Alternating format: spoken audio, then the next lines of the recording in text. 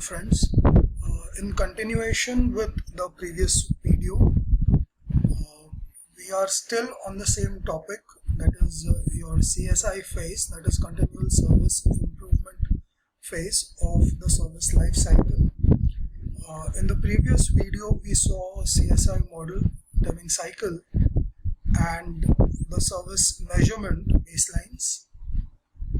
In this video we will talk about frameworks, models, standards, quality systems, and the 7-step improvement process.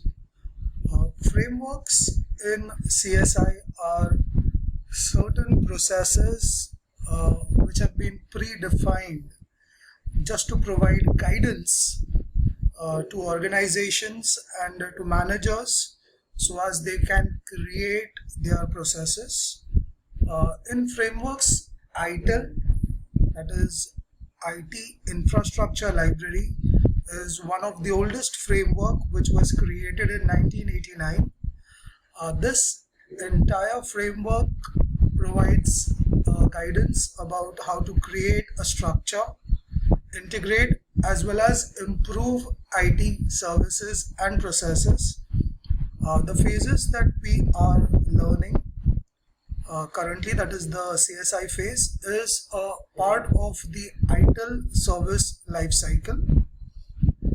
We also have another framework called as COBIT, which stands for Control Objectives for Information Related Technology. This was created in 1995.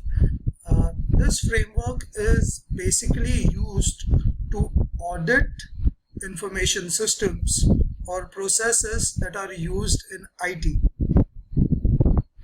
So the actual idea in COBIT or behind using COBIT is that if you are following a particular process, you just want to audit that process and you want to make sure that the process is right, wrong, or maybe it's a correct process that you are following, and you can achieve your tasks using that particular process. Then we also have another framework called as PMBOK, which is Project Management Body of Knowledge. This basically is a framework for all kinds of projects that you may be doing, which is inside a particular process. Also another framework that is there is PRINCE2, which is Projects in Controlled Environments version 2. This is again quite similar to the earlier framework of PMBOK, and it deals more with projects wherein the environment in which you are doing a project is known. Apart from these frameworks, we also have a model. These models are basically much more easier to implement. One such model is CMMI, which is your Capability Maturity Model Integration. This was created in the year 1991 at Carnegie Mellon University. It was created by SEI, that is Software Engineering Institute. CMMI is a standard for measuring the maturity of any process. So if I am using a particular process in my organization and I want to I want to measure the maturity of that process as to whether the process is a right process, is it helpful, is it generating only data, or is it generating knowledge, or is it generating wisdom, or how are the people handling issues in that particular process? Is it in a proper manner, or is there a total chaos when a problem or an incident happens in that particular process? So in order to measure all these factors in any particular process, CMMI is used as a standard. So that is a model which is implemented. Then we have certain standards. All these standards are ISO standards, which is international standards, which is given by International Standards Organization and these standards are all open standards. Now these standards are for different purposes that are used in a particular organization.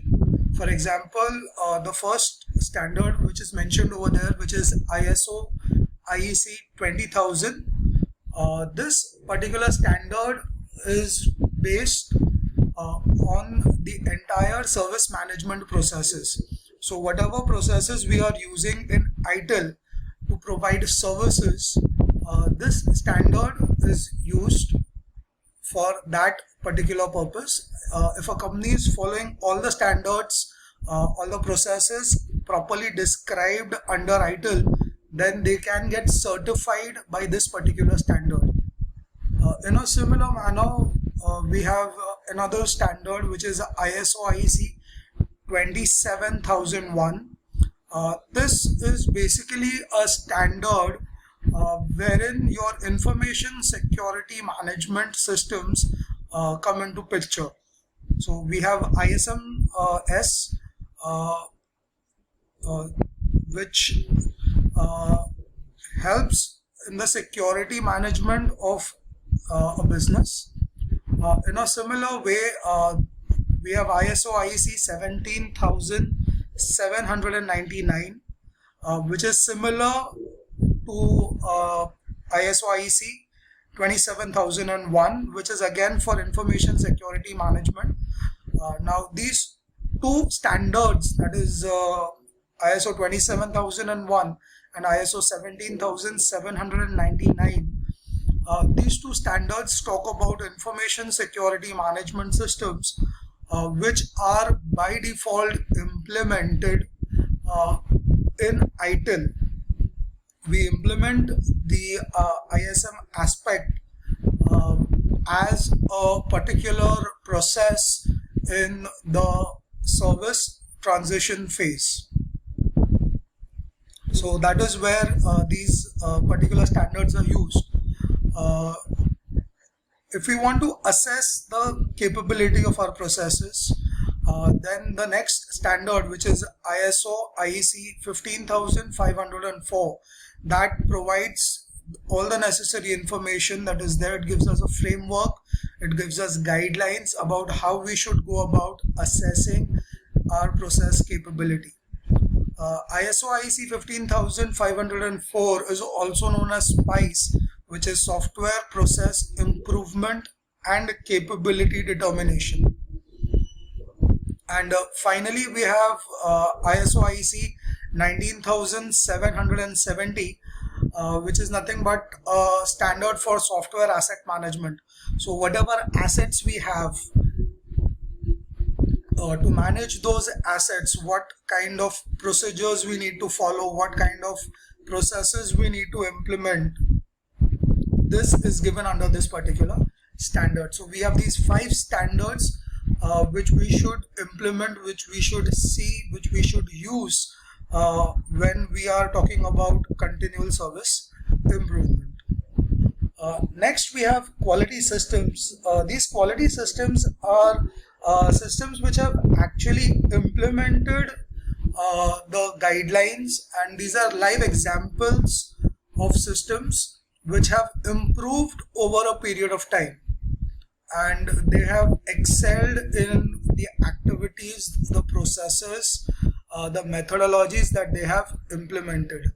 So we have a system called as Six Sigma, which was initially pioneered at Motorola in 1986, and later on in the year 1995, GE, that is General Electronics, as an organization adopted it in 1995.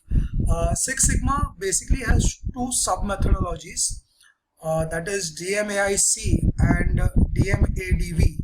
So the general idea is to use any one of these methodology and improve on our processes and the services that we are using, creating and providing to customers.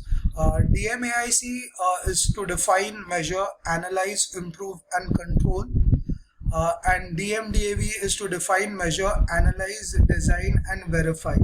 So we have these two sub-methodologies in Six Sigma. Similarly, there is another quality system methodology which has been implemented by Toyota in mid-1980s, which is called as lean manufacturing or lean production. This quality system is overall based on 5 principles. The first principle specifies we need to specify the value from the end customer view. So I mean, as an end customer, what value will the customer be receiving? Value can be in terms of the utility and warranty that the service is providing. So what is the utility and warranty of the service that a customer is receiving or going to receive? We need to specify that value. The second principle states that we need to identify all the steps in the value stream. So whatever steps are there, we need to identify all the steps in that in this process or the method that we want to implement to give that service. And once we identify the steps, we have to remove certain steps, we have to eliminate the steps, or we have to eliminate those practices which do not create value. So once we identify different steps that we may require to give the service, then we have to try to identify, okay, a particular step does not add value to that particular service, so we need to remove that step. Then the third principle states that whatever now remains, whatever steps or processes remain, we need to make them integrated in a tight environment. So they have to be tightly knit, and then we have to start implementing them. Now, the next principle states that once you start creating the service, once you have started implementing those processes, we let the customer define, okay, what you are going to pull value in the next activity. So we are basically involving the customer, and we are telling the customer that, okay, you need to pull what kind of value you will get from the next activity. And lastly, once all these steps are implemented, the customer is involved in your processes. This will help all managers and teams to reduce the waste and to get more perfection and continuously improve the services. So these are some basics in terms of CSI. Lastly, we come to the 7-step improvement process. This is quite similar to the CSI model and the Deming cycle that we had seen in the earlier video.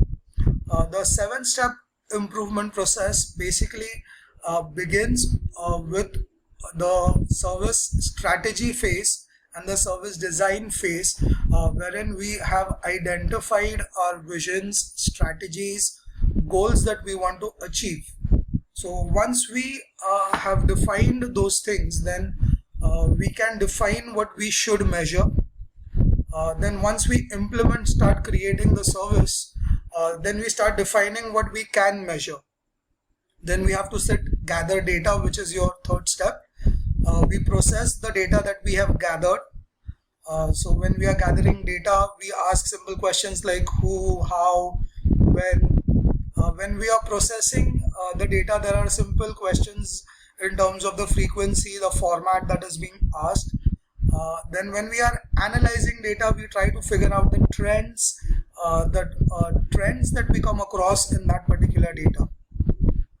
Then once we are done analyzing the data, now we have to use that information in trying to figure out that have we reached our goal. And if yes, then there is no need to implement any corrective action.